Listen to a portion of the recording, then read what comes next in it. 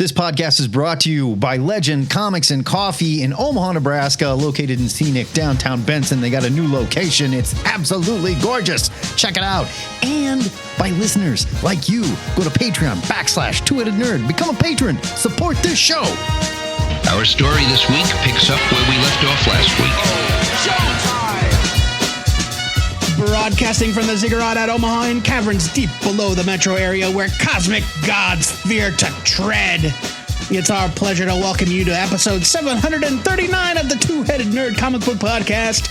I'm your head number one, the internet's Joe Patrick. And I'm your head number two. My name is Matt Baum. It's time for another Slack Issue show where we read classic comics that one or both of us missed. And this time, Joe Patrick is reading the first appearance of the Silver Surfer and Galactus in Jack Kirby and Stan Lee's The Coming of Galactus story. And Wyatt Wingfoot. Oh, it's his first appearance? FF50. Why? Johnny goes to college. Oh, in the park. You skipped the back 8 pages, didn't you? I was just like, well, done here.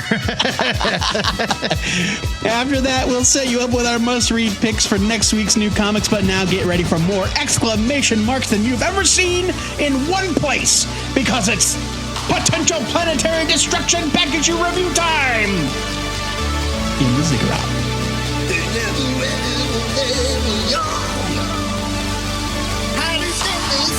Classic story.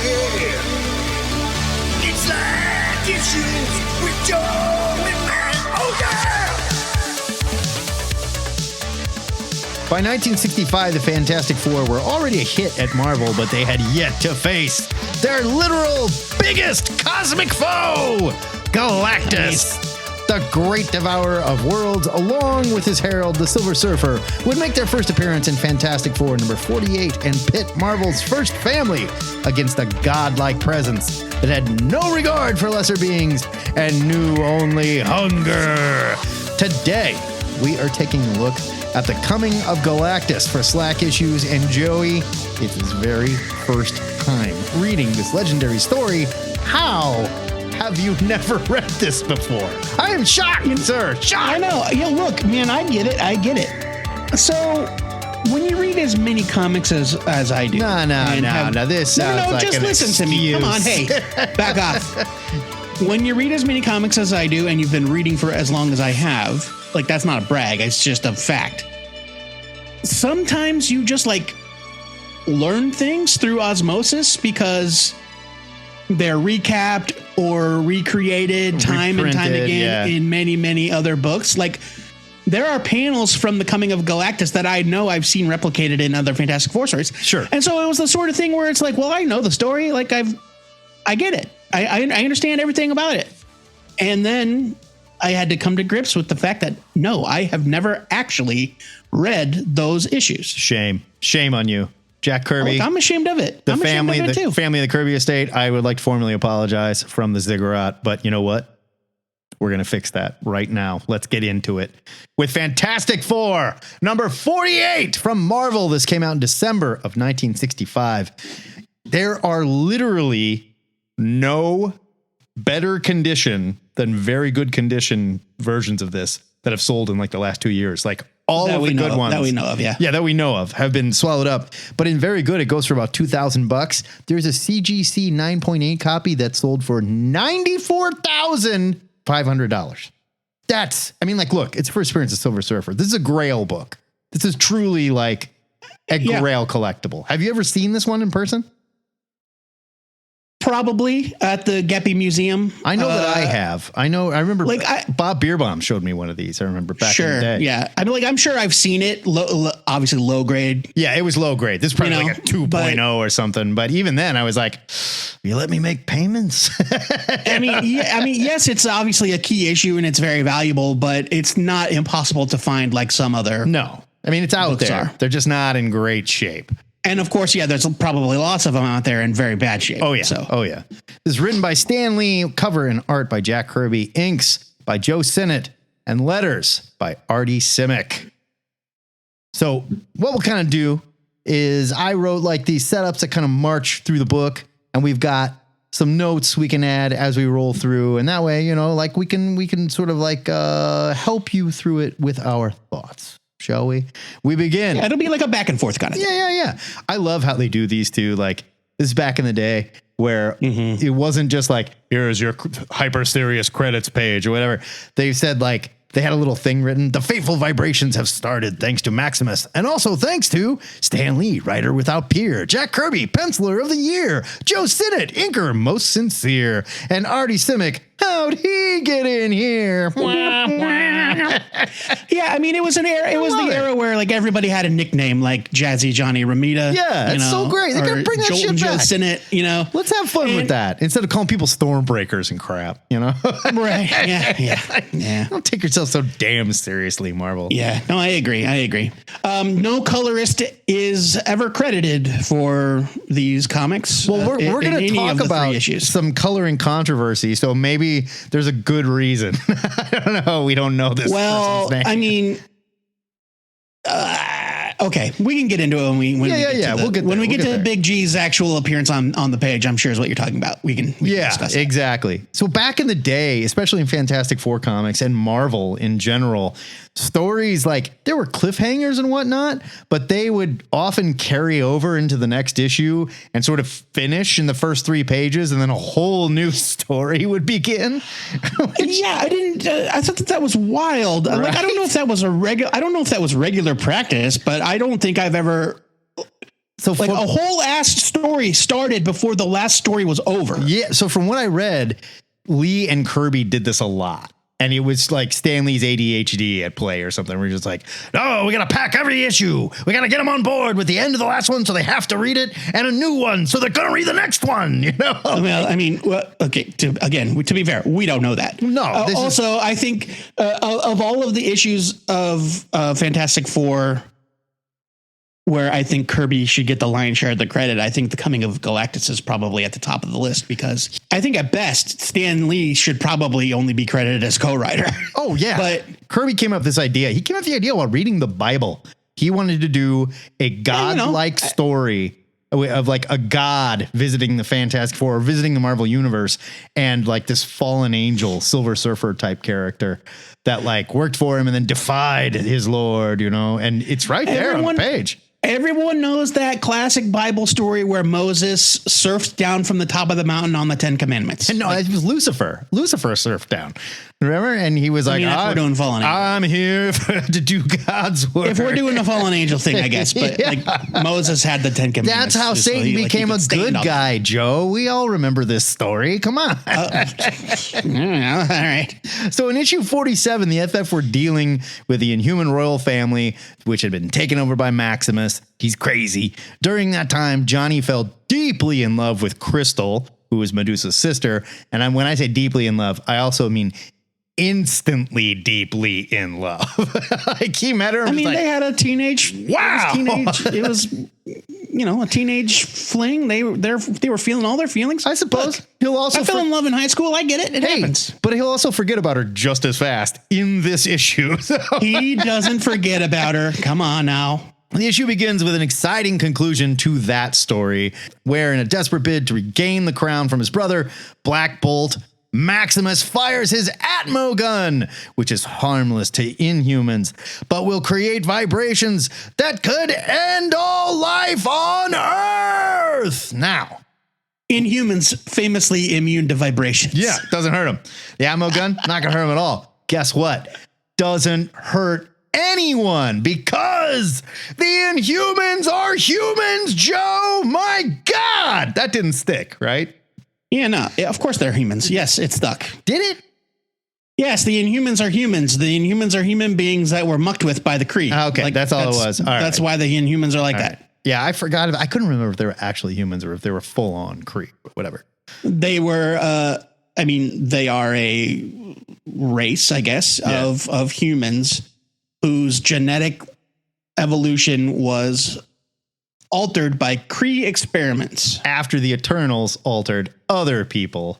Well, a lot of altering going on. Maybe it was the Eternals. No, I'm pretty sure. No, it was a Kree. It was a Kree. The Eternals messed with humans and created like the people in what were the other ones? The bad guys. The Deviants? The Deviants. Yeah. So, but I don't think the Eternals created the Deviants. No, you're right. The Eternals were created to kill the Deviants, but they messed with humans to like make them smart.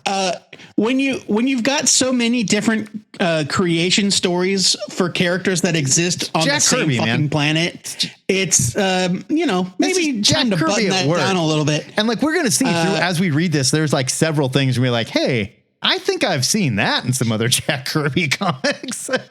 Yeah. Oh, in Homo supremus is the scientific name for the Inhumans. Genetically engineered by the Kree, correct. Homo supremus is my drag name as well. I don't know if you knew that. It's in Homo. Yeah. Oh, in Homo supremus. Got it. I thought it was pretty wild that we didn't know what Black Bolt's powers were at this point. Everybody just still wore that crown, man. He was the king, and everybody was like, "Oh, he's the most powerful at all." And we knew he didn't talk, but nobody knew what his power was. That's because they didn't have it figured out. Probably. They were like, I don't know. We just got to. We just have to everybody to believe he's the most powerful. But yeah. It doesn't matter what. They'd be like, no, his power. Don't make him use his power. If he used his power, we'd all be in trouble. We find out in issue 59 what his power actually is. I thought that was interesting. And so the Inhumans first appeared in 46, right? So it was like a 2.5 part story. Just like this is a 2.5 part story. And they were like backup stories too. The Inhumans would be worked into the Fantastic Four, but they were like trying them out, see if anybody cared about them, I think. Sure. And then they would go on to appear in like other books, anthology books, things like that. So Max reverses the charge on the Atmo gun, which, I mean, why wouldn't you have a reverse charge on your vibration gun to make it not vibrate, I guess? Or what would a reverse vibration?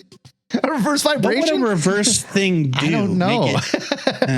Well, I'll tell you exactly what it does, Joe. It creates the negative zone, but not that negative zone. It creates a negative zone, a negative zone, a negative zone around Adeline, which is just like a big impenetrable globe, more or less. Yeah.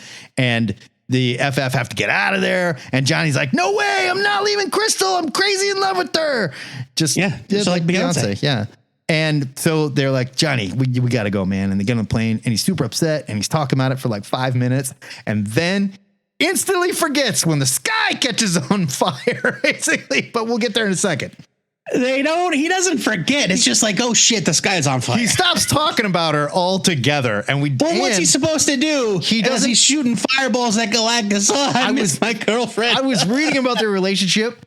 He doesn't even mention her for another 10 issues. Life comes at you fast, man. I don't know what to tell you. He goes to college in issue 50. So, he's a hip swinging guy. Sure. Yeah. He's BMOC. We cut from here to the Silver Surfer in space. And he's approaching the Skrull homeworld. Although, don't ask Brian Michael Bendis which homeworld it is, because he kind of got that screwed up in the Skrull stuff that he wrote later on. He said it was like Skrullor or something like that, but it would have been Tarnax 4 because Skrullor had been destroyed a long time ago or something. I don't know. There's some continuity mishmash there, apparently. Where'd you read? Did you read that doing research? Yes. For this? Yeah. It was like someone brought it up on Fandom, and I was just like, I don't want to know. It doesn't matter. It's wherever the Skrulls are living at the moment. Right. Theoretically, this would be Tarnax. Later, Tarnax gets blown up, right? Tarnax, Galactus comes for Throne World, which is the Skrull planet. We did that issue. Yeah. Was that Skrullor or was it Tarnax 4? No, not Skrullor. They called it Throne World. Yeah. Tarnax 4, I think, is where they ended up after that. Oh, maybe. Okay, that could be. Regardless. It is really irrelevant. Yeah. The Skrull have lost their home like 3 or 4 times. What's important here is the Skrulls are so freaked out that they're like, oh my God, the Silver Surfer is coming. So they know. Everybody hold your breath. They know about Plug Galactus. your buttholes. And this guy's like, what's a big deal? And this other Skrull's like, didn't you read like space history? Like, apparently the Silver Surfer has been around for a long time doing this. I don't know. You know what? That's actually something I really like, is the idea that the Silver Surfer might actually be very, very old. Like that stuff on Zenlong, that could happen. Why wouldn't the power cosmic just keep you going? Sure, that could happen 1 million years ago. We don't know. Now, I don't think that that's the case. I think they probably established a time in Silver Surfer #1, like when he got his own ongoing and he got his origin fleshed out, they probably established like a time frame, like a timeline of like, this is when. Oh, sure. I mean, it was long, long ago in a galaxy far, far away. But I kind of like the idea that like, oh man, he's been doing it for so long, man. And it wasn't until he met poor blind Alicia Masters. Yeah. You know? Yeah. We'll get there in just a minute. But first, the Skrulls, the only thing they can think to do when the Silver Surfer's coming, they're so afraid Glass is going to eat their planet. Turn off all the lights. Turn it off. Shut everything off. Yeah. Right. And be real quiet. Duck down behind the couch. Just a real quick thing before we move on from this. The negative zone, the actual negative zone, first appears in FF51. Yeah. So they came up with that name. It was on their brain, big time. For the globe, and they were like, "Oh shit, we should have saved that." Like, That's no, good name. that's too good. Yeah. And then they actually named it the negative zone, and the rest was history. Right. Annihilus's stomping grounds. There you go. Yep. Back on Earth, the FF is landing when the sky suddenly becomes filled with flames. The Torch goes to investigate, and of course, angry crowds assume he's the one that set the sky on fire. He is certainly the only person capable of lighting fires in the and he's universe. always doing that shit. So they throw bricks at him and they try to hose him The down. entire sky, though, is on fire. All of it. And they're like, this teenager must be responsible. Gotta be that dude. It turns out it was the Watcher. He set the sky on fire with his matter mobilizer. He was doing it to throw the Surfer off of Earth's trail. Not sure why that would, but there it is.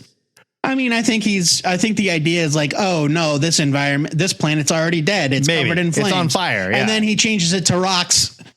He changes it to rocks so the people stop freaking out, as though the sky full of giant asteroids would be any better. Yeah, like, well, not just that, but the sky changing from fire to rocks. I'm just going to be like, well, glad that's over goodness. with. Yeah, right. Nothing weird going on here.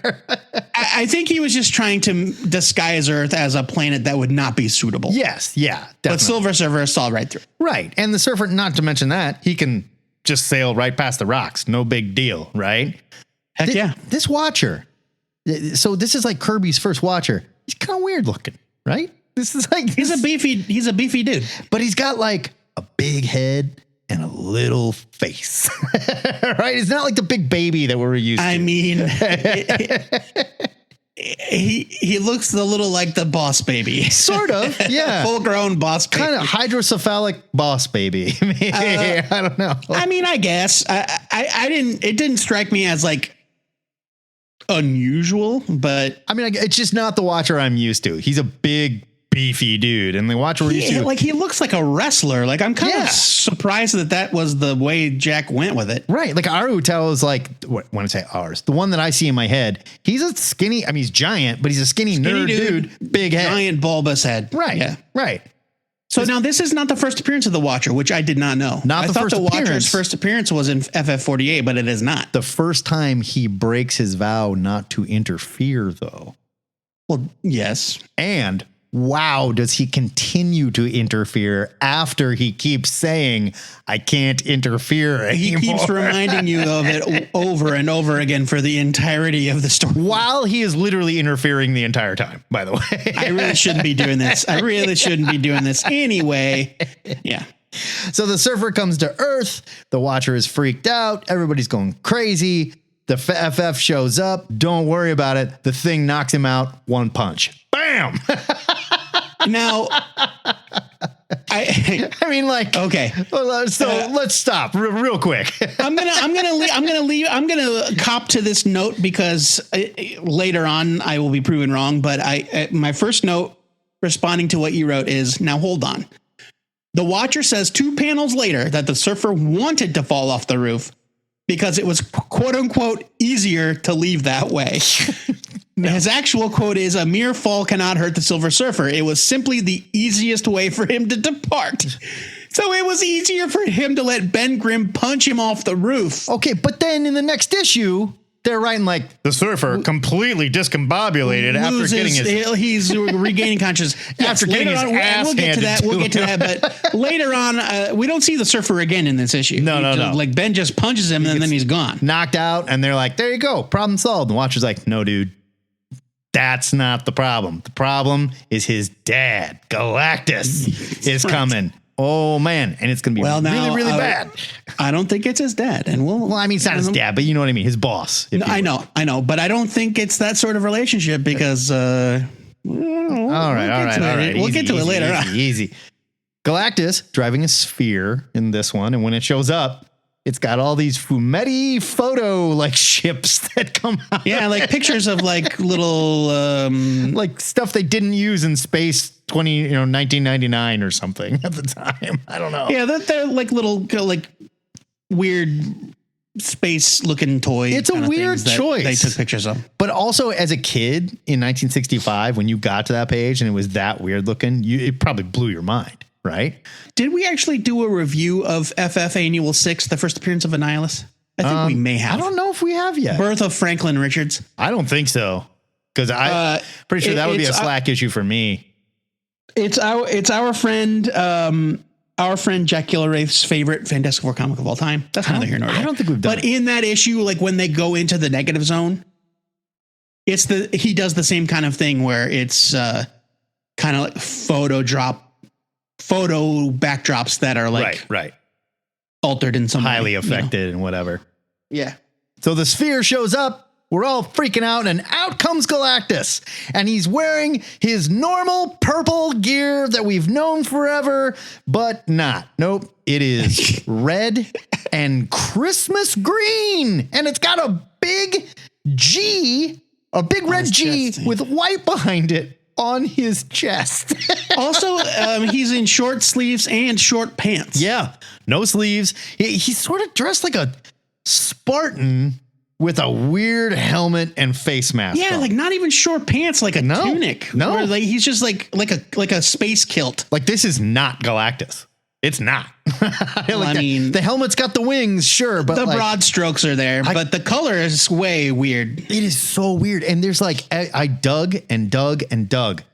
There is no explanation whatsoever other than like they were feeling it out. They weren't sure because they just change his look. Course corrected. Well, they don't just course correct. It's not like next time he shows up. Like I'm talking next issue, he starts to look. It's true. It's crazy.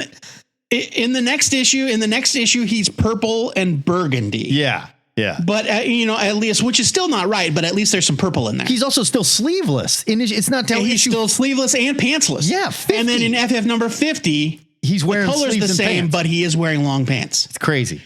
So it's like as they went, Jack was like, that's not right. That just isn't working. Okay. So he's changing it on the fly. Weirder still.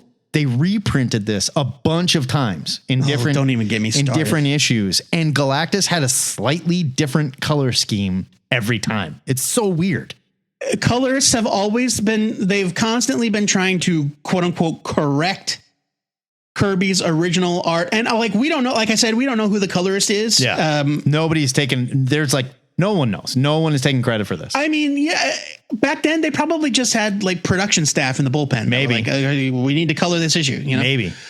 And so some poor schlub had to color this book, and it was like, yeah, red and green sounds good to me. It's weird though that if you're doing a reprint of a masterwork, right? Like, sure, The Coming of Galactus is a historical masterwork as far as comics are concerned.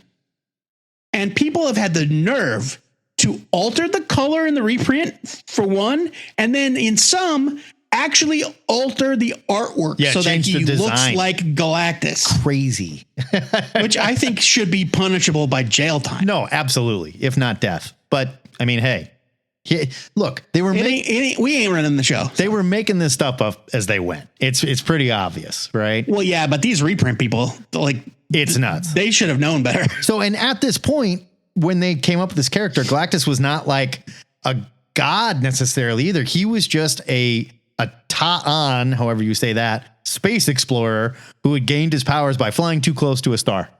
But we didn't know any of that either. We didn't know any of that. None of that is in this. And they ended up ditching that. That was just the original idea.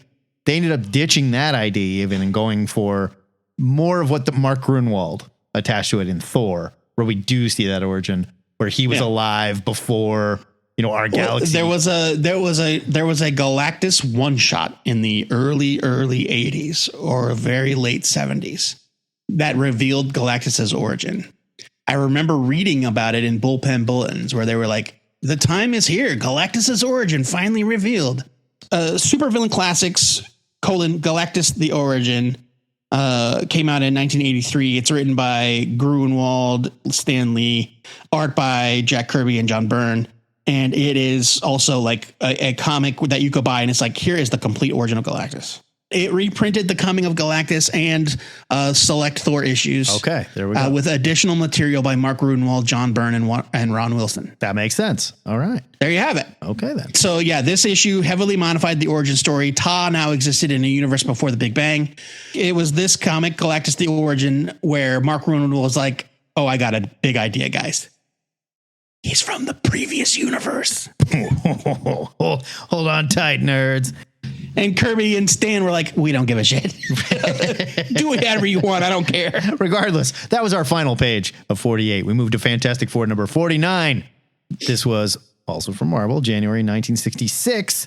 800 to $1,000. Again, that is in like very good condition.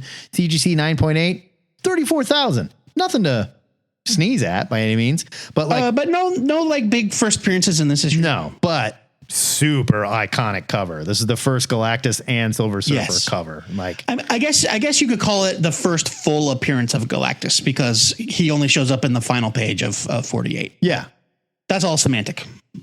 So Galactus has landed on Earth, and there's this awesome narration ribbon, and it's all in caps. If this be Doomsday is the title of the story.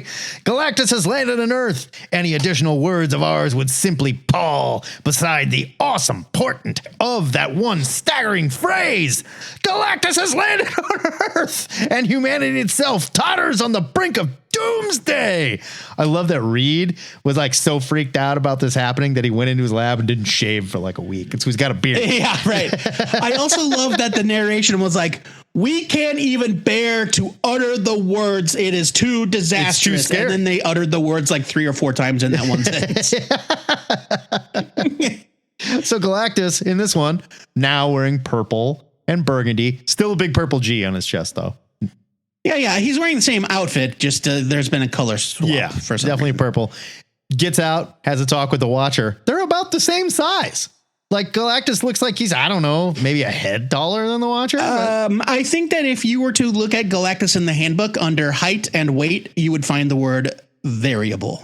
Okay, fair enough. So because that's what they would do for characters that can appear whatever size they want. Yeah, because he's not that big here. He's never pictured as being that huge in these appearances. I will say this, like I've never seen Galactus depicted as like celestial level huge. Yeah. I think like, Giant Man huge, maybe. I mean, I've seen a little bigger, maybe. I've seen him way bigger than that. No question. Well, I mean, Giant Man can grow to what? 100 feet? Like that's tall. That's tall. I guess. I don't know. That's 10 stories. I mean, I suppose. I don't know. I've got these visions of him in my head where he's massive. Like, I do think that Galactus can alter his height at will. Fair enough. But that's just, So he gets out of his sphere. He's talking. That's just an easy way of saying don't worry about, don't at me when he's different in the next one. Right. Like so who cares? He gets out of his sphere, has a polite, kind of just like nice water cooler talk with the Watcher. They know each other from space work, or whatever. I love the Fantastic Four. The Fantastic Four do a lot of like standing on the sidelines and talking about things in the storyline because they obviously have no shot. And Ben is throwing shade at Uatu here. He says he looks like he could pulverize the Watcher with his eyes shut, which is true. No, it's absolutely true. And I kind of like the Watcher looks like a fat man in a dress, and Galactus looks like a cosmic, whatever. And after this point, Galactus is just like totally ignoring everything until Ben starts screaming at him. You oversized creep! What do you think we'll be doing while you're trying to mess around here? We'll whittle you down to size. That's what. And Galactus is just like, what are you talking about? Yeah, it's great. Well, I also like the first words out of Galactus's mouth are like, "'Twas you who disguised the earth with fire and rocks," or whatever. Yeah. And it's like, Hold up. Galactus is out here shouting the word "twas." Well, everybody was Shakespearean back then. Like, you know, yeah. It's like all the bad guys had English accents, you know, in movies back in the day. Yeah. Everybody spoke like an Asgardian, basically. Right. Yeah. Yes. Exactly. I'm sure I'm stunned there weren't any like these and thous in there. True. So Ben tries to punch Galactus, of course, because like this is back when the Thing was a full-on moron. Like the Thing is a moron, which comes up more than once in this story. He is an idiot. He's an idiot. Johnny's a dick. Ben is a terrible husband, and Sue is just like a mistreated housewife. Reed is a neglectful husband, certainly, well, not and just also that. kind of a sexist. He's like yelling at her. He's like, "Go follow orders, woman." I mean, it was the 60s. I'm not justifying it. I'm just saying that's how. Yeah, but. Yeah, Ben tries to punch Galactus, and then Mr. Fantastic rolls him up like a pig in a blanket and rolls away. Yeah, he's like, "All right, we're gonna." Well, that's after they throw the bug bomb down. Oh yeah, it drops a raid bomb on him. Yeah, it's like, we got to get out of here, Ben. Sausage roll, and then they're out. Well, he had to get him out. Like Galactus is just like, "You people are like insects," and then he like throws down basically insect repellent. Yeah, insect repellent. Like Ben is lucky that Galactus didn't try to stomp on him. No, I see, and that's the thing. Like, okay, so this Galactus is bad news, and obviously he's coming to drain the planet, and there's nothing we can do to stop him, and it's crazy, crazy bad. Other than that, I think this Galactus is so measured in his behavior.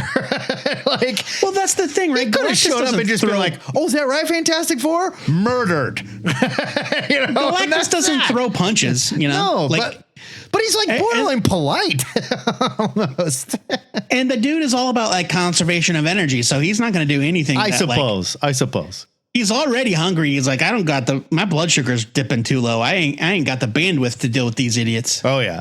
So the Torch tries his flames on him. No effect. Big shock. Lee and Kirby, they're basically using the Fantastic Four, not just through like their word bubbles and stuff, but their actions to show just like how completely outclassed they are. There's nothing they can do, basically. Yeah, I think they sell the scope of the threat really well. Yeah, this is old school wrestling theory. Go back and watch any Undertaker entrance when he was showing up to like fight some local jobber that everybody knew.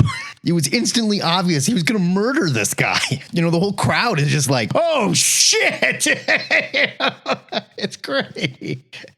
The Watcher says something pretty interesting. I thought he says, quote, "The others were dead worlds. No harm was done." So what he's saying essentially is that the Big G has never devoured an inhabited planet before. Now, obviously, that was retconned. That had to have been retconned. I would think so. We've done period pieces with Galactus a ton of times where we've seen him eating inhabited planets. Well, we found out he came to Earth and Leonardo da Vinci and Ben Franklin fought him off. Sure, whatever, right, exactly, right. Leonardo da Vinci, Galileo, Hickman Shield or whatever. Galileo, sorry, yeah. And but I thought it was interesting that Lee and Kirby treated him like a character that had not human, obviously, but he had more human-like reactions to things. He has emotions, no question. Like instead of being like a cold force of nature, it's like, well, that dude had to try hard not to eat any inhabited worlds, and now he thinks he has no choice. Because like I can think of like, which I thought was kind of neat. Comics I read as a kid with like Jim Starlin comics, where like Galactus didn't even speak, would show up, didn't say a word, did his job. You couldn't reason with him. You couldn't talk to him. It was just busy. Secret Wars number. I don't know what issue. There's an issue of Secret Wars where Galactus shows up to eat Battleworld, doesn't say a word to anybody while he is. Yeah. I think that's probably what I'm thinking of. Putting his shit together. Yeah, and like Doom, I think, was talking about it and was just like, "There's nothing that we can do in our power. You cannot reason with him. He is beyond us. He sees us as like paramecium or something like that." You know? Yeah. So the FF, they realize they need a plan. This is not going to work. We can't just punch this dude. So what do? They go home and they all take a bath together. No. They have a community restroom. The thing's Don't be weird. It's like a locker room. The thing is in a bathtub. Reed is shaving, and Johnny's it's like a locker room taking or a something. shower. Come on, you've been to the gym before. It's weird, Joe. Not weird. Only weird if you make it weird, baby. Cut to the surfer, who the Thing has punched all the way to Alicia's place. Go figure. And this surfer, he's not in good shape. He did not choose to fall off that roof.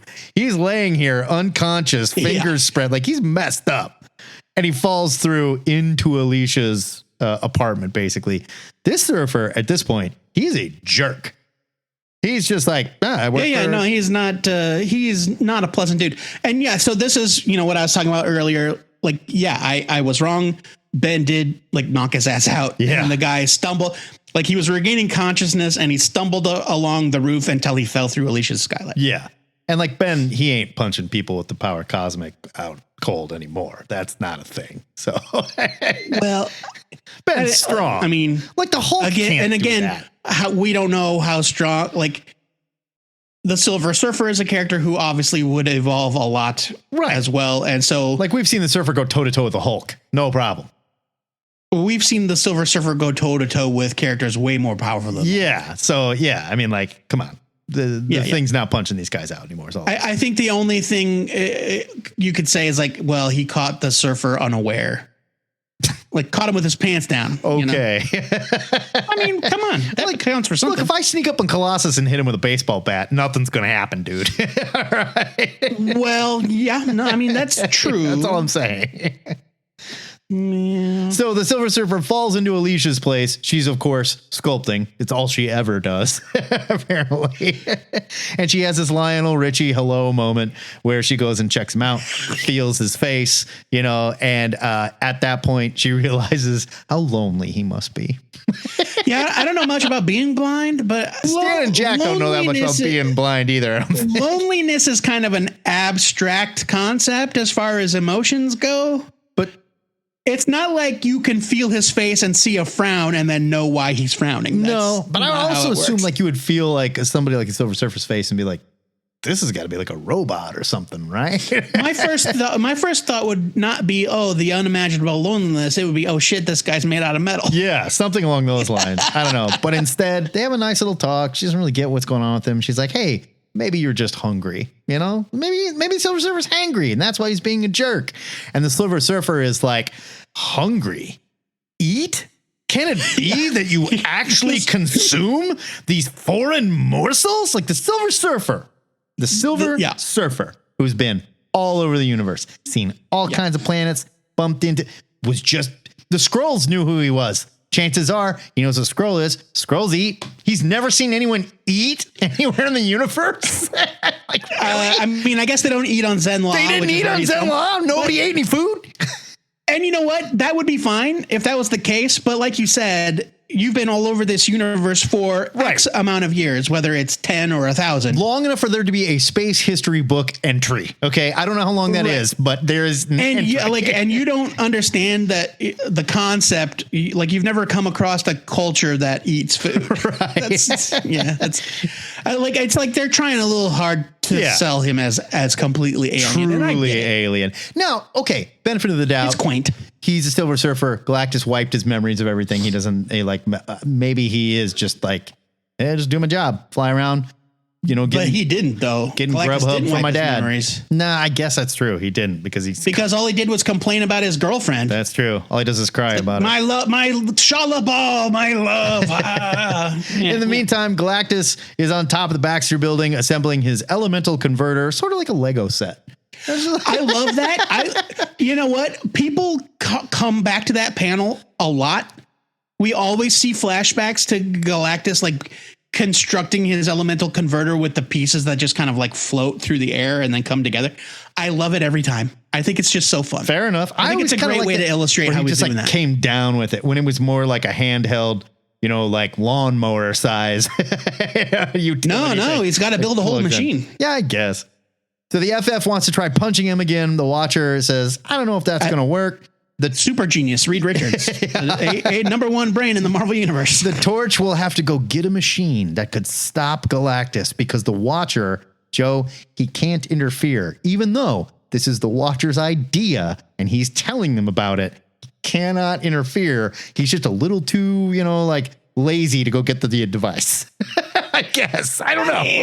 It's a sliding scale. I suppose. But like, again, the Watcher definitely interfering. No question. Right. Because it's not like the Fantastic Four knew that this thing existed. It's like when you're at the buffet or at your grandma's house for dinner or whatever, and you're like, I really shouldn't have that second piece of cake. And your grandma's like, oh, Joey, please. And she hands you the cake. Right. You're like, I shouldn't have seconds. Oh, okay. Sure. Right. And that's the Watcher where it's like, I shouldn't interfere. But anyway, here's where you go and exactly how you get it. Yeah. So we cut back to Alicia. She is begging the Silver Surfer, please don't let your boss eat the Earth. And he's like, you know what?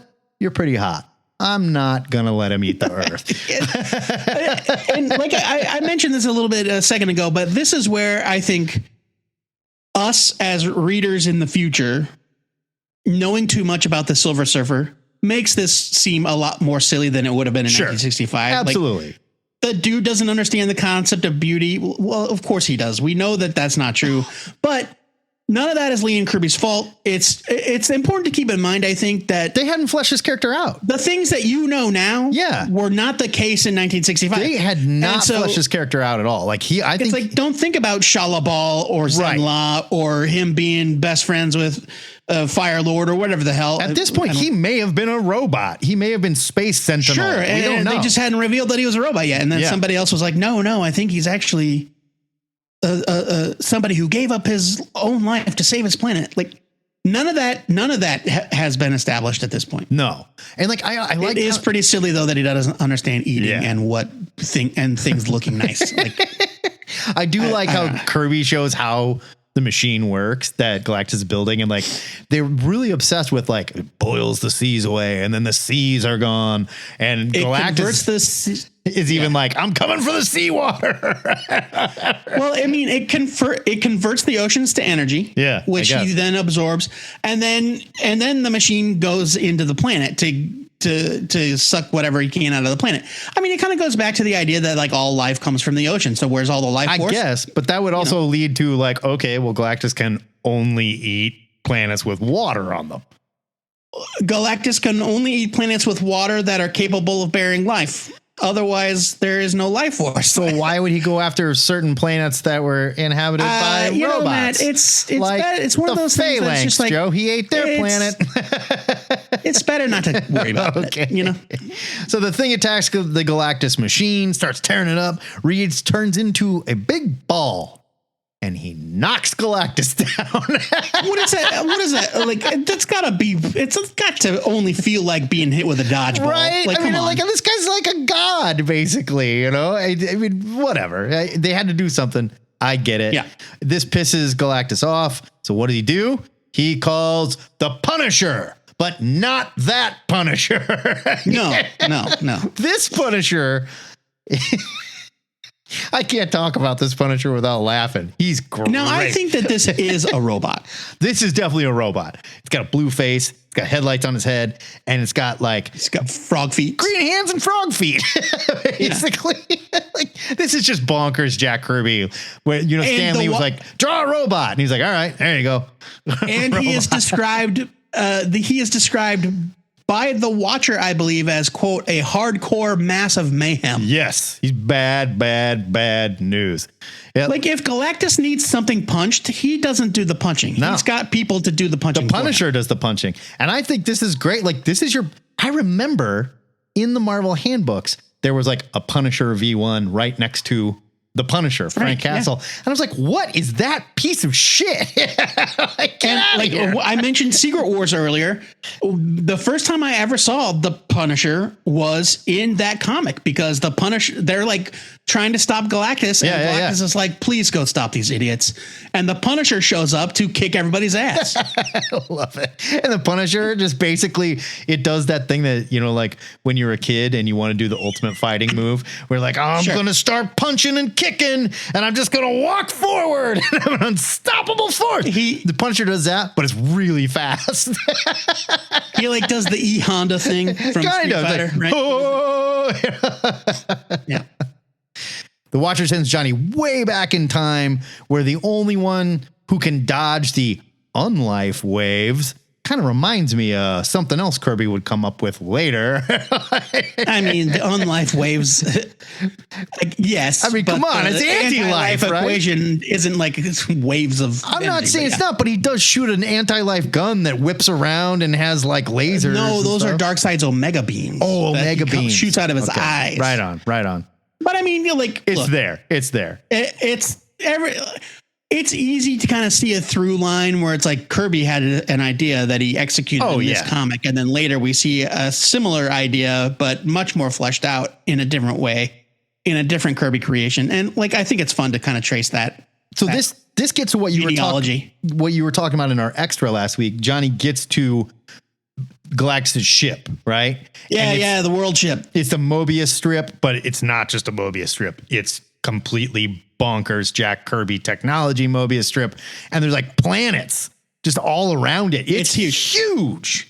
And again, according to that issue of Secret Wars, which was probably my biggest exposure to Galactus as a young kid, it is the size of a solar system. Yeah, I mean, it's massive. It's mind-bogglingly huge. Now, Johnny has also drawn, about as big as some of those planets because you got to get him in there somehow. I think it's all a matter of perspective. Yeah, I suppose. Real quick, it's a great panel, though. Before we move on from the Johnny scene, the point where Uatu sends Johnny back in time is freaking intense. Like, it looks like he's literally like lighting Johnny on fire and disintegrating him. Not in like a flame on way. It's like, no, this guy is like, this is the end for Johnny. Well, and he even says like, time travel. You don't even exist in this universe anymore. You're gone. Boom. Yeah. He kind of sent them back. Yeah. So Galactus, I mean, he may just be like a star explorer that drove too close to a sun and got his powers, but he lives outside of reality in his Mobius strip thing, apparently. I don't know. Well, this was back in time. We are told. No, so. I know, but he says like back in time, but he says you don't exist in this universe anymore. I mean, there's a lot of flowery words being tossed around, I don't know if we can hold anybody accountable for keeping track of those realities. Right, and they were writing this at the speed of thought. The bottom line is that the Watcher sends Johnny on a mission that only he can perform because of what is required to find the one device capable of stopping Galactus. Yeah. Meanwhile, cliffhanger. The big stupid thing is trying to fight the Punisher, but it's too fast. Reed has to go get him out of there again. So this is the thing I didn't get. After Alicia's talk with the Surfer agrees Galactus has to be stopped, and the Watcher is like, "Oh, is that the plan? I'm not crazy about that." He's like, I herald Galactus, like going against him. That's not good news for my plans. And dun dun dun, cliffhanger. I don't think we ever touch on that again, though. Right. I think his point is that like the Surfer might get in the way of what the Watcher already has planned. It's like, no, dude, we got this covered. Johnny's going to come back with the thing. And it'll be over. Oh, P.S. You're not interfering. We don't need you flying around doing shut up, things. Watcher. Why don't you go not interfere over there? I mean, there's a lot of people being told to shut up or stay out of it or stay put in this whole storyline. Like Reed Rich, when Ben is trying to fight the Punisher, Reed is like, Ben, whatever, and he tries to get in there, and Susan is like, stay out of it, Reed. But this is how they talk. Because he's unclassed. This is their love language. Outclassed. Yeah. He's like shut Reed up, stands Suits. zero chance. Stay out of it, Reed. Right. Yeah, it's fun. We move to our exciting conclusion in Fantastic Four number 50 from Marvel. This was February 1966. It's the ones that I saw going now were bad condition, $300 to $500. CGC 9.8, 35,850 bones. Not bad. That's that White Wingfoot bump, baby. Yeah, it must be the White Wingfoot bump from the final 9 pages of the story, where if you thought the stakes to this story were high, wait till you see what happens when the Human Torch goes to college. Again, it's like you guys on the cover, it's like the startling saga of the Silver Surfer. Where we've got an extinction level event going on, and then it's like at last the Human Torch goes to college. Like at last! Exclamation point! The Human Torch goes to college. Yeah, I guess it's I guess it all works out. Which spoilers, it does. But So this one is titled The Startling Saga of the Silver Surfer. Plus, the Human Torch goes to college. Galactus is now wearing pants, ladies and gentlemen. When he gets down to eating, he's putting on his eating pants. Yeah. Still in short sleeves, though. Yep. It's, remember, it's Keeping it spring casual. in New York City. He's working. So. He's keeping it casual. I get it. Yeah. The Surfer is trying to persuade Galactus not to destroy the Earth because hot chicks live here. But Galactus won't be swayed. So the Surfer shoots him with some cosmic rays and then uses his cosmic power to put Galactus in a cocoon. Yeah, it's why not? Hey, like Kirby loves a cocoon. Kirby loves him a cocoon, man. Ben obviously touches the cocoon because, again, he's a Ben moron. is an idiot. Yeah, because the first thing you do in this comic, when someone like summons a weird space cocoon with their powers, you don't go, that's probably going to give me cancer. You go, I'll walk up and taste this thing, or whatever. Right. Put your tongue on it like it's a frozen pole. No. Right. Galactus busts out and all hope is lost. It's done until the Watcher reveals that he sent Johnny across space and time to fetch the only weapon that can stop Galactus. But when Johnny finally gets back, his mind is fried from all the Kirby crackle that he saw while he was gone, basically. No notes. I love this. I loved this whole sequence. It's so great. Brilliant. And Johnny, he's like, there were universes so big. We're like ants. It's like he's overwhelmed by the size of the universe. He saw his place in the cosmos and his brain did not handle it well. No. Reed instantly learns how to use the weapon that they brought because Galactus was nice enough to make it small enough for human hands to hold, apparently. You know what? I think the size of the ultimate nullifier is also variable. It is also so powerful, it could erase a whole solar system in a microsecond, Joe. You know how I know that? The Watcher told me when he wasn't supposed to be interfering. Oh, right. He swore not to interfere. So there was, I think it was series Did 1. Did Galactus make the ultimate nullifier, or does he just have the ultimate nullifier? And if he just does has the ultimate nullifier, have the ultimate nullifier, and that's the only thing that can stop him, why does he not flush the ultimate nullifier down the space toilet in the Mobius spaceship? Because it can't be destroyed. Okay. Hide it. Real quick. Let's never see Johnny actually get it either. He shows up and then he's like, I'm back and my brain is fried, but I got it. It's in his belt. You see it in his belt. No, but what I'm saying, we don't see him go into we don't see him actually retrieve it and get it. So he may have been on the coffee table or in the front yard. I don't know. Right? Like a kid that left his football in the driveway or something. The ultimate nullifier was created by the Watcher MNU. Okay. As revealed in Fantastic Four Volume 6, number 44. I think that may have been Dan Slott's run. Okay. All right. But so the ultimate nullifier is just this super powerful cosmic weapon that is capable. And the reason I know all this is because there was a card in the very first series of Marvel trading cards from the 1990s, 1990 series 1. There was a category where they did famous weapons like Spidey's web shooters. Yeah. I remember Cap these. Shield. Sure. And one of them was the ultimate nullifier. Okay. And on the back, they had little trivia tidbits that were labeled, "Did you know?" Yeah. And the "Did you know" for the ultimate nullifier was that it not only will it erase the entire universe if you're not careful, but it will ultimately also destroy the user. Oh, okay. So like you have to really, really want to use it. Fair enough. I think it would have been cooler had Johnny came back with his giant gun and handed it to Reed, and Reed had Galactus sized gun. Yeah. This looks stupid in his hands.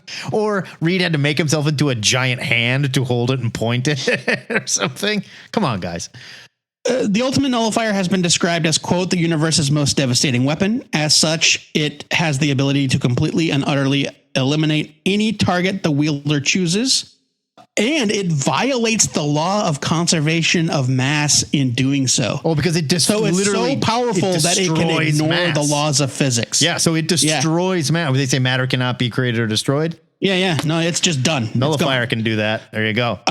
And then if the wielder's mind is not powerful enough, it will also eliminate the wielder themselves. Oh my. So it's bad news, baby. Back to the action. Silver Surfer is fighting Galactus. They have a tender moment for a minute there, actually. Yeah. So this is this is not the first time in this series, in this storyline where I get kind of a romance vibe between the Surfer and the and Galactus. I mean, something like in the previous, like earlier, he says something when the Silver Surfer betrays him. He's like, "But I'm betrayed by the one with whom I shared ...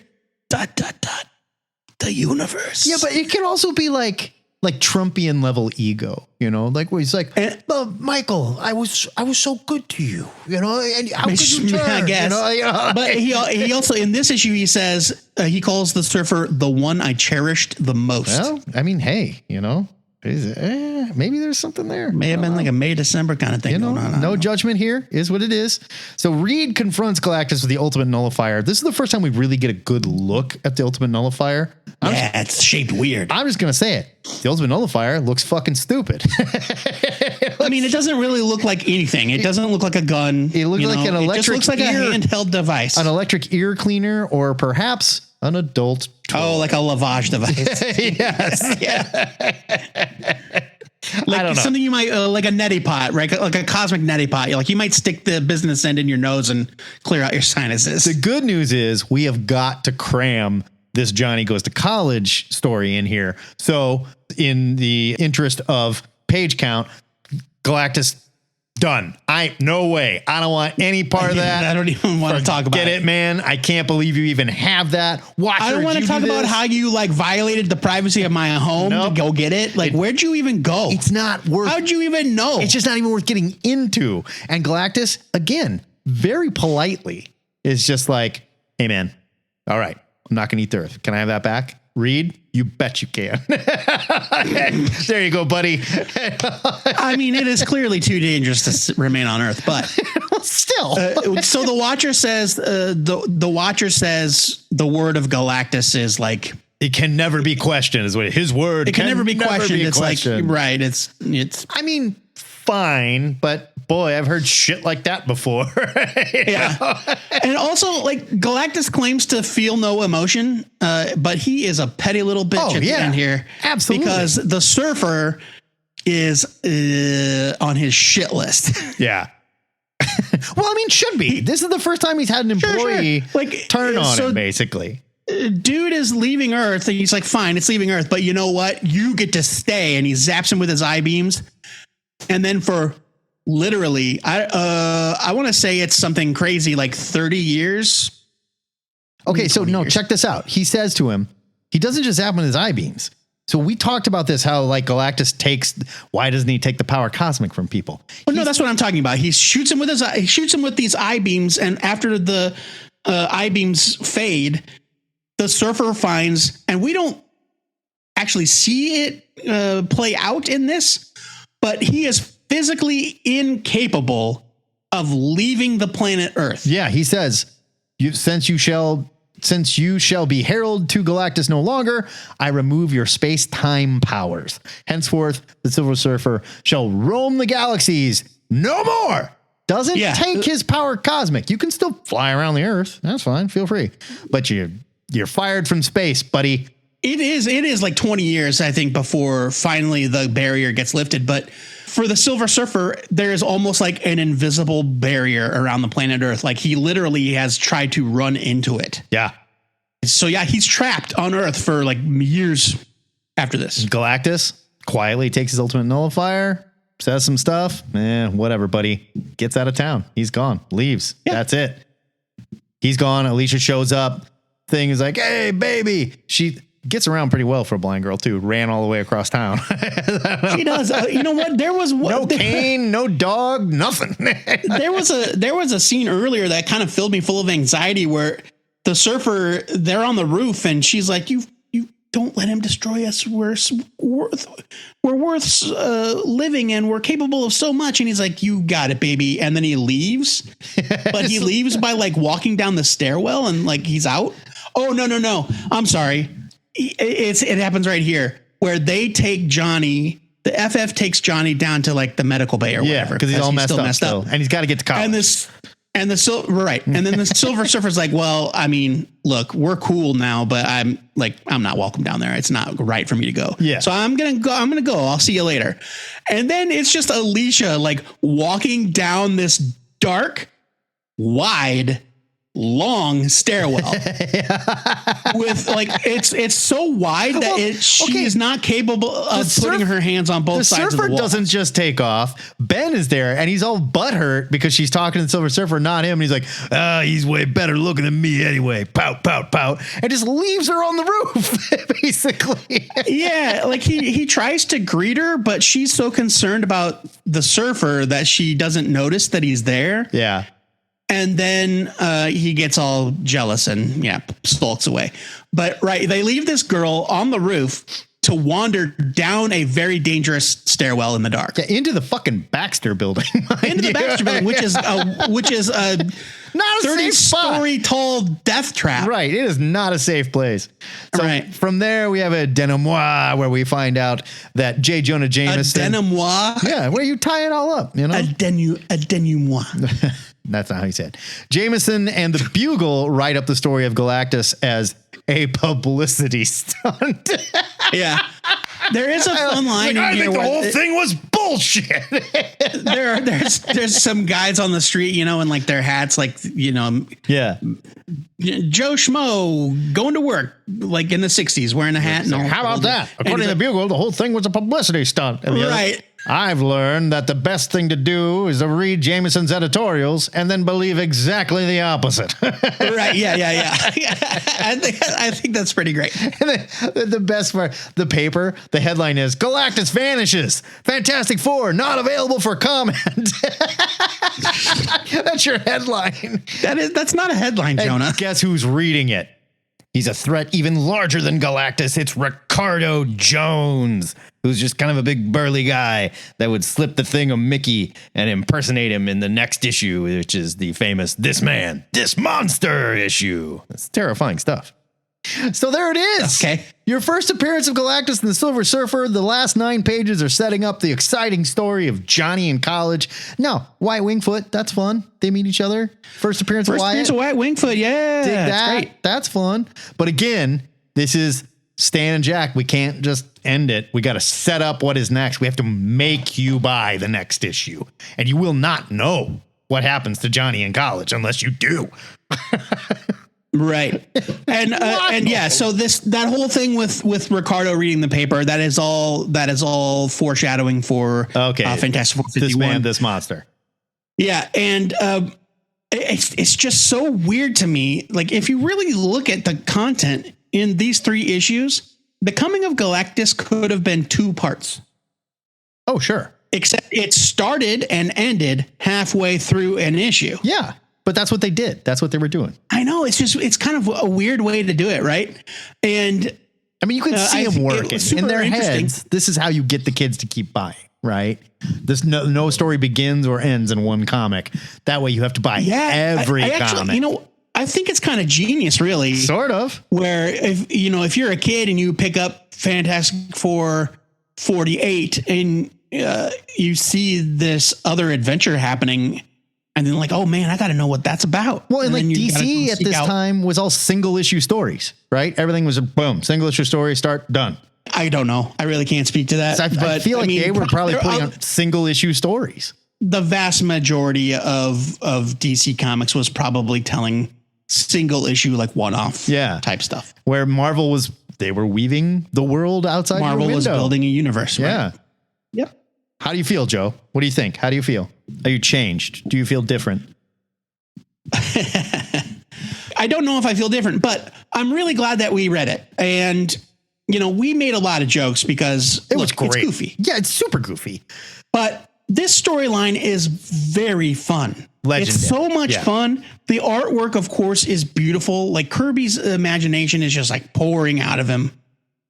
It's pouring out of him so fast that he's making changes to things in the story from issue to issue, like with Galactus. It's wild. I mean, but that was the speed they had to work at to get this stuff done. It didn't matter. Just fire it out. Don't worry about it. We'll figure it out. Well, we just use negative zone. I don't care. We're using it again. The name's too good. Well, Stan, we said the word negative zone 2 issues ago. And it's like, it doesn't matter. And, I wish that we could know for sure how much of this really came out of Kirby's mind. Like, I know that we have an idea. I know that people have seen the artwork where basically entire plot points plus dialogue are written in the margins of the artwork and that sort of thing. But this is such a pure product of imagination. Oh yeah. In a way that you can't help but be charmed by it. This, of course, if you have the chance to read it, you should. It's a buy it by our standards. I mean, good luck. It's $30,000 an issue. Well, I mean, it's reprinted all over the damn place. You can find it anywhere. You can find it. We didn't pay $30,000 to read this thing, but I mean, I did, but I'm rich, so yeah, right. No, but it's Jack the King Kirby at work. Come on, man. It's a phenomenal piece of work. Is it silly? Yeah, there are a lot of silly moments, of course, but it's so good. It's so charming. It's so pure in a way that modern comics just have a hard time replicating because we've seen it all. And there's a reason why these characters are still around and still huge today, because these guys came up with magic, pure magic.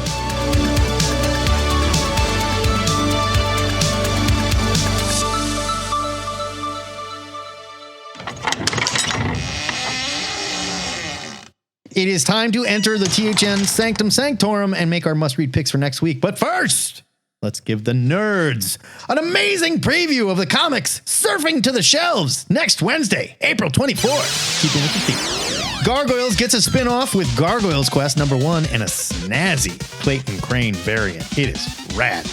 G.I. Joe versus Transformers creator Tom Scioli's Witchman #1 hits the stands, and if you followed his Kickstarter, you know why I am excited. It looks great. He posted a ton of Witchman stuff on his Instagram over the last few years. It looks great. It's fun. Darth Maul gets the black, white, and blood treatment at Marvel with Ben Percy writing. That's interesting. Why is that a thing now? Black, white, and blood? They've been doing it for a while. I know. RoboForce #1 drops, and if you listen to our CLB Cartoon Comics episode, you are definitely grabbing this one. Hell yeah. And if you are only picking up one comic written by a member of Guns N' Roses next week, it has got to be Slash presents Deathstalker #1, based off the 1983 fantasy film of the same name. I cannot think of a better example of a movie with a more unbalanced ratio of kick-ass poster to quality of film. But the good news is they didn't even try. It's a terrible film. It's just terrible. Really, the poster's all you need. Just look at the poster. The poster is all you need. The movie is pure garbage. And also, to be clear, Slash had nothing to do with the movie. No. Deathstalker. Just he wanted to get on board for the comic book. He just has a huge fan. Good for you, Slash. Joey, I couldn't find a pervy book to tease you with other than Zombie Terror's Undead Special #1, which features a bunch of reanimated girls in their underwear. But I kind of doubt that's your pick of the week for next week, since you're kind of a horror baby. Look, I told you I outgrew that phase, but I mean, you're right. You are into undead women in their underwear now. Okay, got it. Got it. No, we heard it. The whole internet heard it. Don't worry. My pick for next week is Dick Tracy #1 from Mad Cave. It's written by Alex Segura and Various, with art by Geraldo Borges. It's 32 pages for $4.99, and here's your solicit. Dick Tracy returns in a new ongoing series from Mad Cave. A new era for the iconic detective starts here from best-selling and acclaimed authors Alex Segura and Michael Morisi. Oh, hey. Yeah. We know him. He's a friend As of the an show. all-new, noir-infused chapter in the Dick Tracy legacy kicks off with superstar artist Geraldo Borges. In the aftermath of World War II, the country stands frozen, waiting for the next shoe to drop. In the city, a brutal murder draws the attention of rising star detective Dick Tracy, who soon discovers the bloodshed is just the beginning of a complicated web that threatens to ensnare everything he cares about. Blending the classic elements of the Dick Tracy world, including his iconic villains, supporting cast, and unforgettable watch radio, with a hard-boiled and realistic take. Dick Tracy #1 kicks off a fresh and modern take on the iconic detective that remains true to his rich history. We heard about this a long time ago. It's finally coming out. I'm very excited. The art looks, I'm a huge Dick Tracy fan. The art looks amazing. God, it looks. Oh yeah, this guy's artwork is beautiful. Hey, dear Mad Cave, send us previews. Who do we need to talk to? Somebody talk to us, okay? My pick for next week, the little peek behind the curtain there. My pick for next week, Teenage Mutant Ninja Turtles, number 150 from IDW. It's written by Sophie Campbell with art by Dan Duncan. 64 pages for $9.99. Here's your solicit. Everything has been building to this double-sized celebration, and here at the end, we'll return to the start. Donatello has been searching for his future self to understand how he can fight Armagon. Now, knowing where he is, or should we say when he is, Donatello is racing to his past to convene with his future. Can he get there and learn what he needs to before Armagon eats the TMNT out of the timeline? The epic finale from writer Sophie Campbell and a roster of all-star guests pays off on years of IDW storytelling, reckoning with the history of the Turtles while also setting the stage for the next mutation of must-read TMNT comics. 150 issues, nothing to sneeze at. This run has been an achievement. Amazing. Every time I've read, I'm not saying I read the whole thing. Every time I've read, I've enjoyed. Literally every time. And yeah, I think it's cool that we all know Jason Aaron's coming on for the next TMNT stuff. Something's going to happen, reality bending, that's going to set that up. So they're not wiping this away. Do you think? I don't know if that's true. Yeah, that's what Armagon is doing. He's messing with timelines and stuff. Oh, okay. Yeah. All right. So, yeah, that's what they're doing. Right, I mean, fair enough. Obviously, I'm not in the loop. Well, it's also right there in the solicit. So right. Yes. But all I know is what I heard. All I know is what we heard when the new one was announced, where they said we're embracing the previous. No, it all happened. It's just something's going to be different after this. Sure. Gotcha. Yeah. So we'll probably get a new soft origin and stuff like that. But still, 150 issues. Way to go. Seriously. Landmark. Nicely done, team. Yeah. I mean, it's something to be proud of. 100%. The THN trade for next week. The THN must-read trade for next week is X-O Manowar Unconquered. It's a hardcover from Valiant Comics. It's written by Becky Cloonan and Michael Conrad. Art by Liam Sharp. It's 192 pages for $29.99. Here's your solicit. Meet Eric of Dacia, a warrior king whose destiny is intricately woven with the legendary X-O Manowar armor. From being abducted as a Visigoth and enslaved among the stars, Aric's transformation from a displaced captive to a cosmic powerhouse has left him the wielder of an otherworldly weapon of unimaginable power. Experience Aric's poignant struggle with his past as he confronts an ancient adversary resurrected in the vastness of space, the formidable Nova Romanus legions.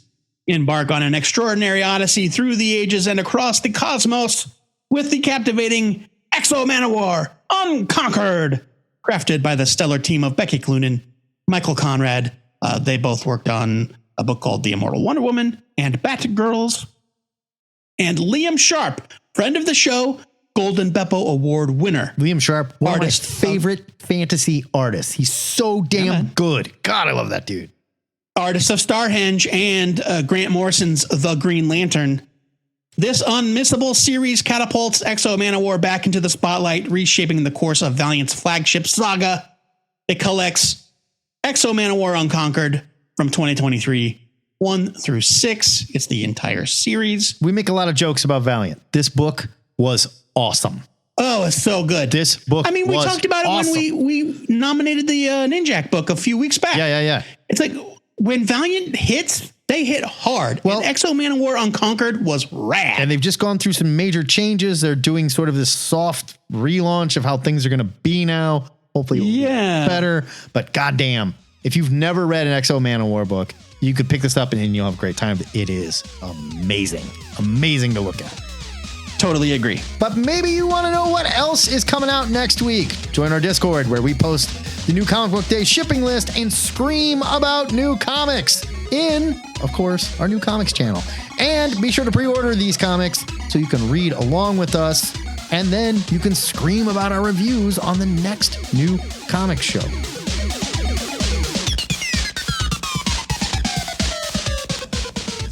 Excelsior! Oh.